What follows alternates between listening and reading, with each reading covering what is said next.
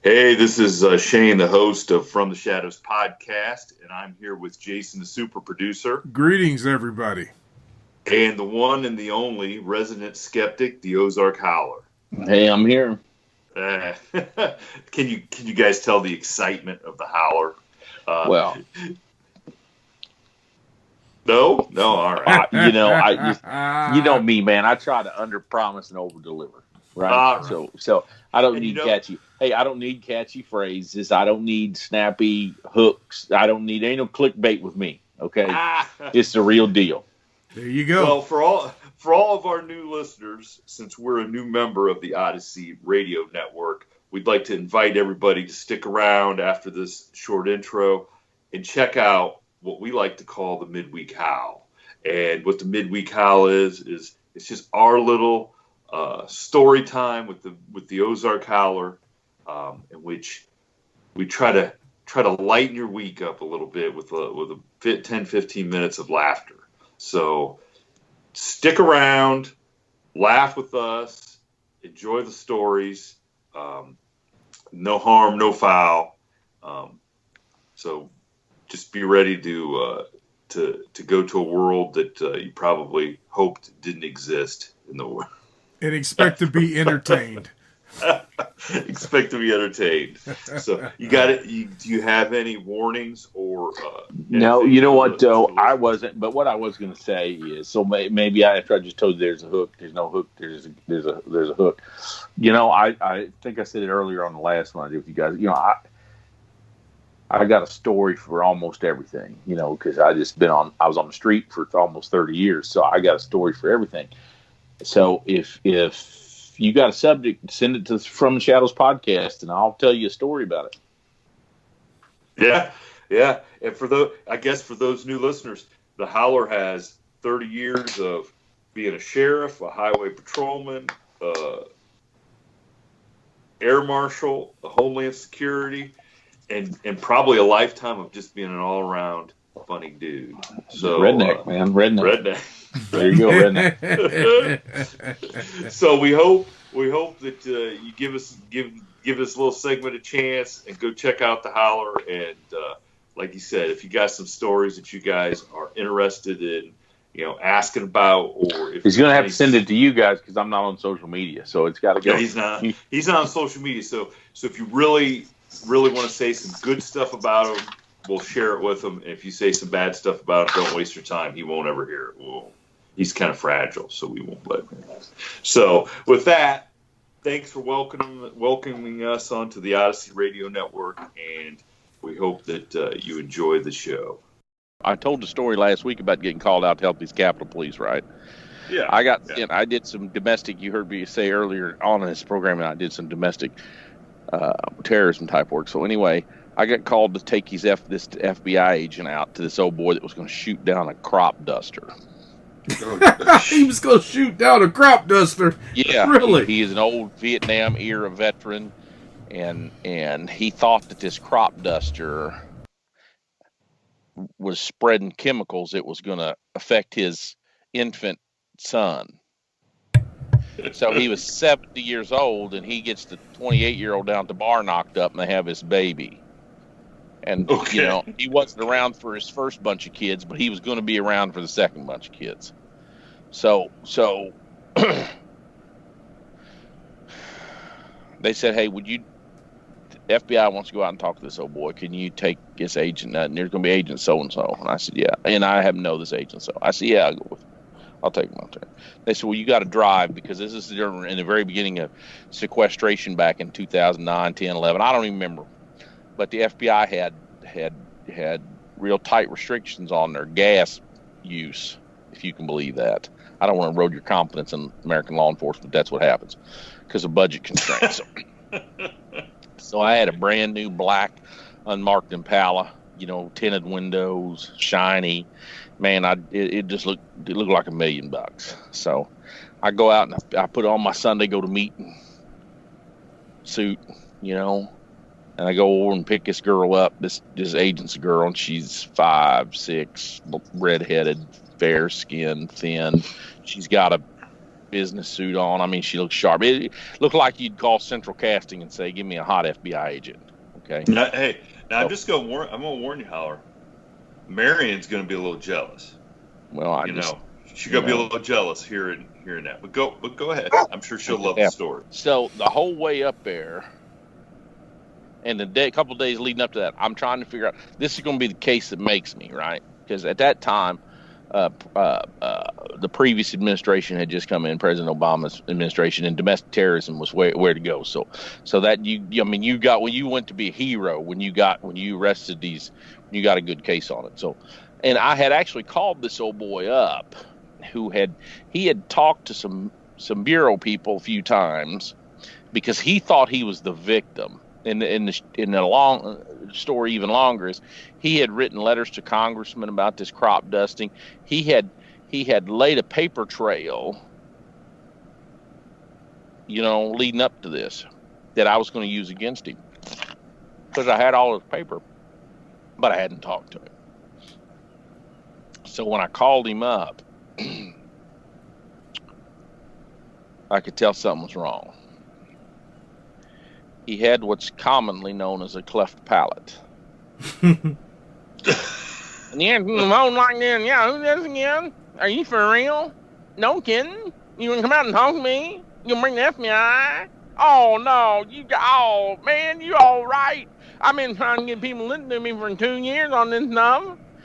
They've been spraying in crops. I can tell you, I was in Vietnam. I know how to shoot down that plane. I'll shoot down that plane. I told them some bitches. I'll shoot down. I went out there to the runway. And got in a fight with that old boy, and he called me law. Knows who I am down here. I live here 65 years. Mm-hmm. Well, I'm delivering a load in Portland. I won't be home on Thursday, so you can't come out. Well, I can come on Friday. Come on Friday morning, because I'm on the road. I'm over the road in Chungner.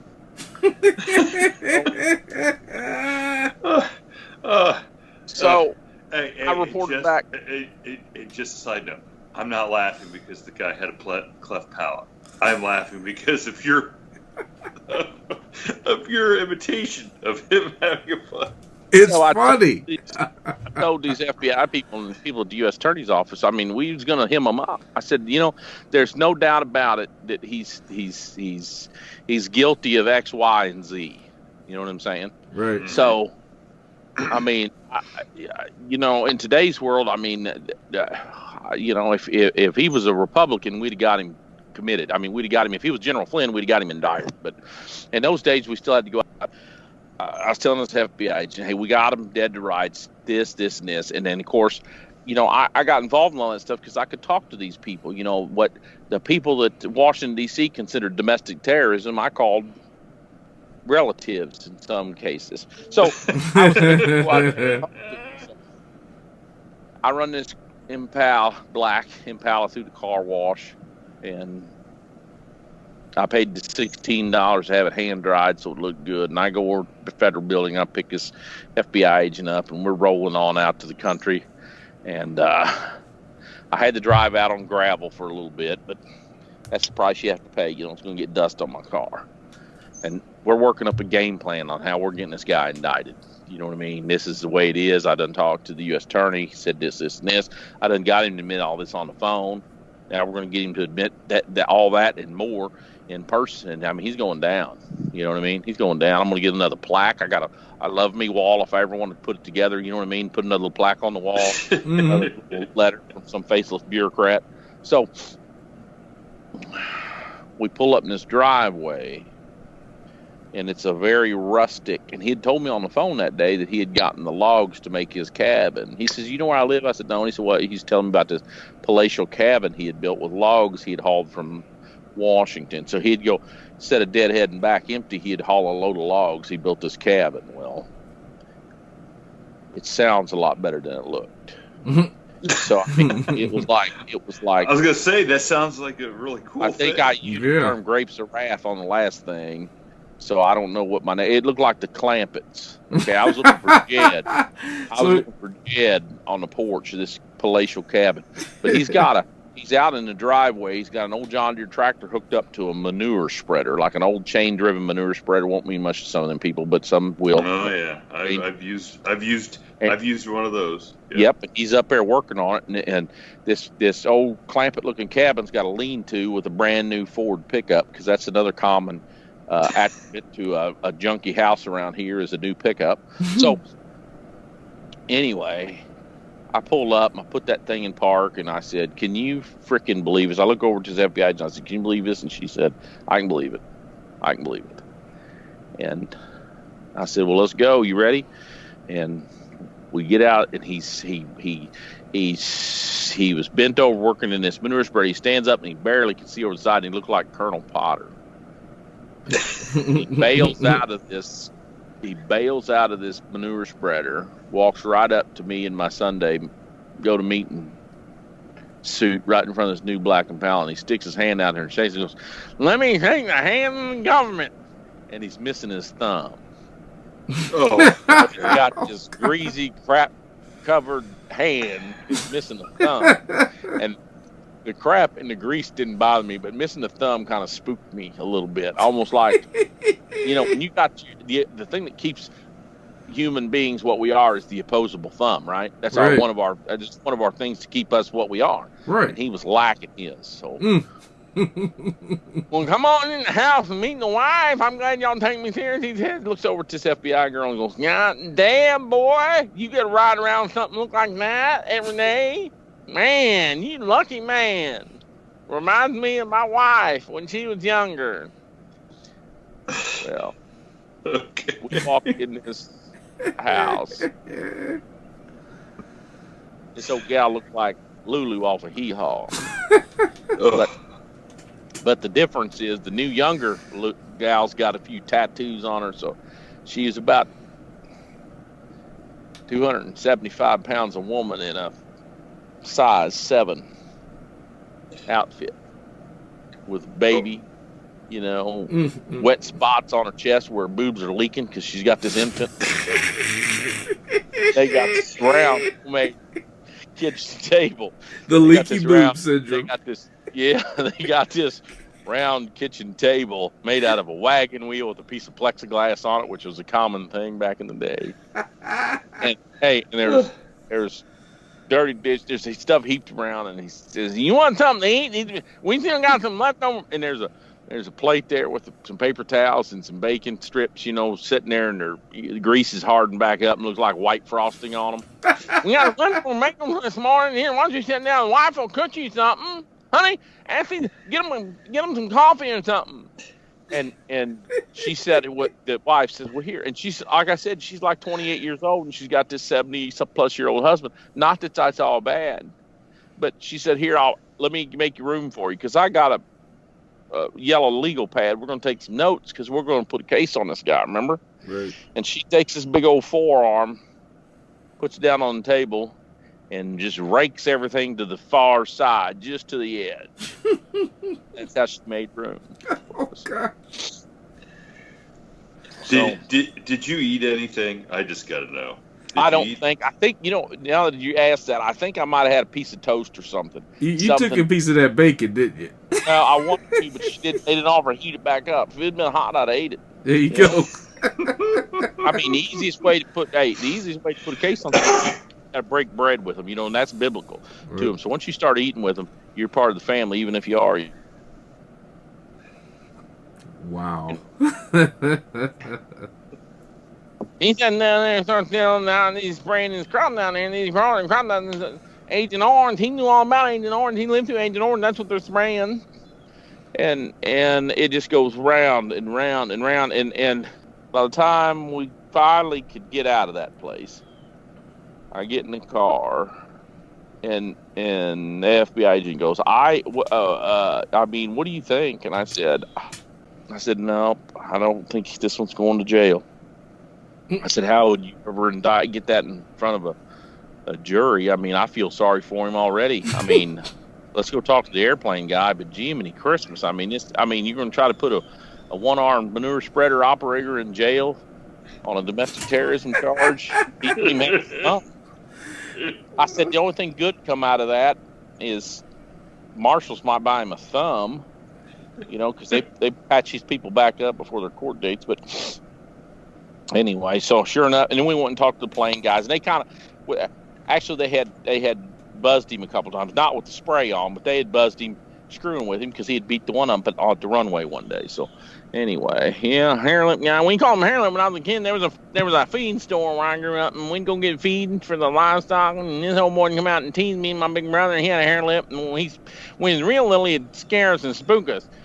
And then we got older, we just didn't bother me no more, and that's where I learned to live with a cleft palate. But yeah, that old boy. Anyway, he was the bar operator. That's where he met Lulu. Let's call her Lulu, the wife. She was his waitress. He spent some time. She helped him started doing the books, and that's when she got. Well, if they got him a child, and it's the Lord's will, because if the Lord didn't want him to marry a woman half his age, they wouldn't give him that kid. See, so everything works out for a reason.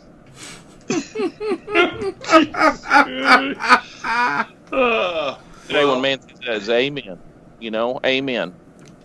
Closest way to a woman's heart is either the kitchen or the checkbook, and she saw the checkbook. So yeah. All right. Oh man. So that was another one. That's why I couldn't make it in law enforcement. That was another big case I couldn't pull the trigger on. I felt I had too much empathy for the suspect. Well, I got to say, I hope Marion enjoyed this story being dedicated to her. I'm not sure how she's going to take the hair story. Well, I don't even know either. But I just wanted, just if the fans, if they're, because I don't know. You're the gatekeeper, so I don't know if that's even real, if there is a Marion or not. But there is. Hey, if a fan reaches out to you through whatever cyber system you got, I don't really understand how this all works, and they got a topic or they got something they want to ask about, I've been around. Heck, if they ask me for a topic, I don't normally do this, but if they ask me for a topic, I'll make a story up every once in a while just to get a good laugh. So yeah. I've seen it.